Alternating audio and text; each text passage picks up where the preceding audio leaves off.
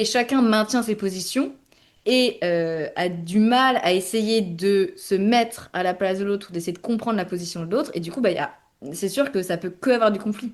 Il n'y a rien qui peut se passer si on ne fait pas un pas de recul, qu'on essaie d'écouter l'autre et de communiquer. Et c'est important d'avoir cette approche de je vais pas communiquer juste pour dire ce que moi j'ai envie de dire et puis c'est bon quoi, allez. Non, effectivement. C'est vraiment j'écoute la personne et on s'auto-écoute quoi dans l'échange. Et c'est vrai que bah, parfois, il y a des couples avec le temps qui perdent vraiment cette communication et ça peut être vraiment difficile de retrouver cette écoute. Il y en a peut-être qui l'ont jamais eu aussi, donc c'est de créer cette écoute.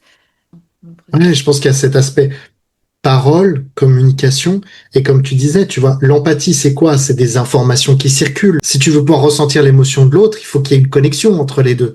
Mm. Si c'est coupé, Ouais. tu vas pas ressentir les émotions de l'autre aussi.